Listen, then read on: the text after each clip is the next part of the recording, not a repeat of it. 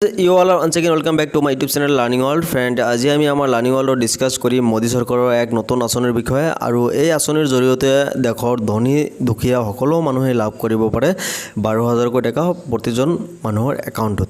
হয় ফ্ৰেন্ডছ, আপুনি কেনেকৈ এই 12000 টকা লাভ কৰিব আৰু কেনেকৈ লাভ কৰিব আৰু ক'ৰ পৰা আপুনি এইটো আবেদন কৰিব, আজি আমি গোটেইখিনি তথ্য ইয়াতে আপোনালোকৰ ওচৰত দেখুৱাই আছো।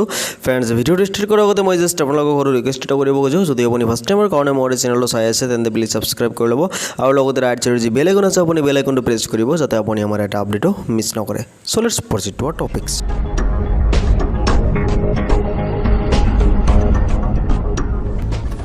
ঠিকই শুনিছে, আজি আমি আপোনালোকৰ সৈতে ডিসকাস কৰিম আপুনি কেনেকৈ মোদী চৰকাৰৰ এক আঁচনিৰ জৰিয়তে লাভ কৰিব পাৰে 12000 টকা আৰু এই 12000 টকাৰে কি কৰিব আৰু কি নকৰিব, আজি আমি এই বিষয়ে সবিশেষে আলোচনা কৰিম।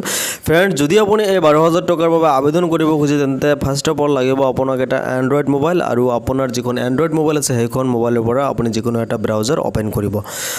হয় ফ্ৰেন্ডছ, আপুনি ব্ৰাউজাৰটো ওপেন কৰাৰ পিছত আপুনি ইয়াতে সাৰ্চ ভাৰত আৰবান আৰু সাৰ্চ ভাৰত আৰবান বুলি ইয়াতে সাৰ্চ কৰাৰ লগে লগে আপুনি এনেকুৱা ধৰণৰ ইণ্টাৰফেচ এটা পাই যাব আৰু তাৰ পৰা আপুনি ফাৰ্ষ্ট যেটো আছে ISSL সাৰ্চ ভাৰত আৰবান আপুনি এইটোত ক্লিক কৰিব। সো ফ্ৰেন্ডছ, এইটোত ক্লিক কৰাৰ লগে লগে আপোনাক লৈ যোৱা হ'ব নতুন এখন পেজ লৈ আৰু যাৰ জৰিয়তে আপুনি ইয়াতে ৰেজিষ্ট্ৰেশ্যন কৰিব পাৰে। ফ্ৰেন্ডছ, চাও কেনেকুৱা ধৰণৰ ইণ্টাৰফেচ পোৱাৰ পিছত আপুনি ওপৰত লেফট সাইডত লিখা আছে অফিচিয়েল ৱেবছাইট আৰু ৰাইট সাইডত লিখা আছে এপ্লিকেণ্ট লগইন। সো ফ্ৰেন্ডছ, যদি আপুনি অফিচিয়েল হয় তেন্তে আপুনি অফিচিয়েলত লগইন কৰিব, নহ'লে এপ্লিকেণ্টত লগইন কৰিব। নিশ্চয় আপুনি এজন এপ্লিকেণ্ট আৰু যদি আপুনি এতিয়ালৈকে ইয়াতে ৰেজিষ্টাৰ কৰা নাই তেন্তে আপুনি এজন নিউ এপ্লিকেণ্ট আৰু নিউ এপ্লিকেণ্টত ক্লিক কৰিব।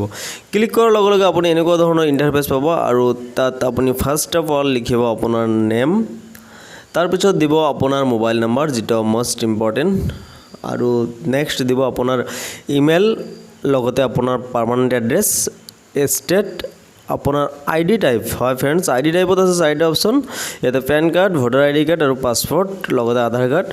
এই চাৰিটাৰ যিকোনো এটা দি পেলাই আপোনাৰ আইডি নাম্বাৰটো দি এই কেপচা কোডটো এণ্টাৰ কৰি আপুনি ইয়াতে ৰেজিষ্টাৰ কৰি ল'ব। ফ্ৰেন্ডছ, ইয়াতে ৰেজিষ্টাৰ কৰাৰ পিছত আপুনি এখন ৰেজিষ্ট্ৰেশ্যন নাম্বাৰ পাই যাব আৰু এই ৰেজিষ্ট্ৰেশ্যন নাম্বাৰ আপোনাৰ অন স্ক্ৰীন শ্ব' হৈ থাকিব, নহ'লে আপোনাৰ ইমেইলত চেণ্ড কৰি দিয়া হ'ব। ফ্ৰেন্ডছ, তাৰ পৰা আপোনাৰ ৰেজিষ্ট্ৰেশ্যন নাম্বাৰ যেটো পাব আপুনি সেইটো নাম্বাৰ ইয়াতে কপি কৰি ল'ব আৰু কপি কৰি লৈ কিনে আমাৰ আগৰ যেটো পেজ আছিলে য'ত এপ্লিকেণ্ট লগইন বুলি লিখা আছিলে আমি সেইখন পেজলৈ উভতি যাম, কিয়নো আমি তাৰ পৰা এপ্লিকেণ্ট লগইনত ক্লিক কৰিম। So let's go back to applicants login page. হয় ফ্ৰেন্ডছ, মই এতিয়া আহিছোঁ মোৰ সেইখন পেজলৈ য'ত আছিলে আপোনাৰ এপ্লিকেণ্ট লগইন আৰু পাছৱৰ্ড, অৰ্থাৎ আপোনাৰ পাৰ্চনেল যেটো আপোনাৰ ৰেজিষ্ট্ৰেশ্যন নাম্বাৰ পাইছিলে ইয়াৰ দ্বাৰা আপুনি কেনেকৈ লগইন কৰিব পাৰে।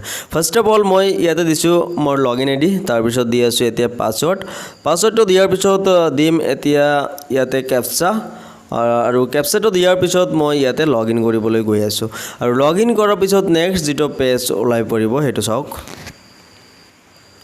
হয় ফ্ৰেন্ডছ, আপুনি এইখন পেজত আপোনাক কৰিব লাগিব কেইটামান গুৰুত্বপূৰ্ণ কাম। তাৰ ভিতৰত ফাৰ্ষ্ট অফ অল আছে যেনেকুৱা আপোনাৰ ডিষ্ট্ৰিক্ট, ইয়াতে চুজ কৰিব লাগিব আপোনাৰ ডিষ্ট্ৰিক্ট। নেক্সট হৈছে আপোনাৰ ULB নেম, অৰ্থাৎ আপুনি এইখন ডিষ্ট্ৰিক্টৰ কোনটো সাব ডিভিজন এৰিয়াত থাকে।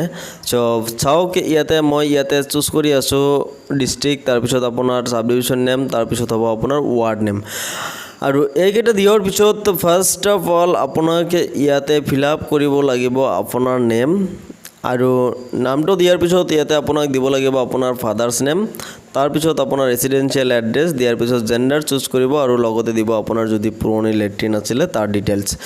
এতিয়া আপুনি ইয়াতে কি কৰিব, আপোনাৰ যেটো বেংকৰ IFSC কোড আছে কোডটো দিয়াৰ পিছত আপুনি ইয়াতে সাৰ্চ কৰিব। সাৰ্চ বাটনত ক্লিক কৰাৰ লগে লগে আপোনাৰ বেংকৰ ডিটেইলছ ইয়াতে আহিব, তাৰপিছত আপুনি দিব ইয়াতে একাউণ্ট নাম্বাৰ আৰু একাউণ্ট নাম্বাৰখন আপুনি ইয়াতে এবাৰ দিয়াৰ পিছত আপুনি ৰাইট সাইডৰ যেটো কনফাৰ্ম একাউণ্ট বুলি আছে আপুনি তাত কনফাৰ্ম একাউণ্টত আকৌ এবাৰ দিব। দিয়াৰ পিছত আপুনি জাষ্ট ইয়াতে আপলোড কৰিব আপোনাৰ বেংকৰ যি পাছবুক আছে পাছবুকৰ ফাৰ্ষ্ট পেজ, লগতে আপোনাৰ এক কপি ফটো।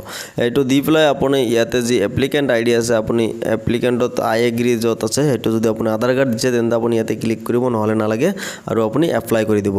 এপ্লাই কৰাৰ লগে লগে আপোনাৰ যোনখন 12000 টকাৰ কাৰণে যি আপুনি এপ্লাইৰ প্ৰচেছ হাতত লৈছিলে প্ৰথমৰ পৰা সেইখিনি ইয়াতে সমাপ্ত হৈ যাব আৰু আপোনাক একো কৰিব নালাগে। আপুনি অকল 10 পৰা 15 দিন ৱেইট কৰক আপোনাৰ একাউণ্টত 10,000 টকা সোমাই যাব কিন্তু এইখিনিতে ফ্ৰেণ্ডছ আপুনি এটা ৰেজিষ্ট্ৰেশ্যন নাম্বাৰ এটা পাব আকৌ আৰু আপুনি সেই নাম্বাৰটো ইয়াতে সেভ কৰি ল'ব যাতে আপুনি ইয়াৰ ষ্টেটাছটো চেক কৰিব পাৰে সো ফ্ৰেণ্ডছ এইখিনি আছিল আজিৰ আমাৰ ইনফৰমেশ্যন ফ্ৰেণ্ডছ যদি ভিডিঅ'টো চাই ভাল লাগিলে তেন্তে আশা কৰোঁ লাইক এটা নিশ্চয় কৰিব লগতে আপোনাৰ ফ্ৰেণ্ডছৰ লগতো শ্বেয়াৰ কৰিব ফ্ৰেণ্ডছ যদি আপুনি ফাৰ্ষ্ট টাইমৰ কাৰণে চাই আছিলে তেন্তে মোৰ চেনেলটো প্লিজ ছাবস্ক্ৰাইব কৰি ল'ব আৰু লগতে ৰাইটৰ বেল আইকনটো প্ৰেছ কৰি ৰাখিব ফ্ৰেণ্ডছ থেংক ইউ ফৰ ৱাচিং once again bye bye take care জয় অসম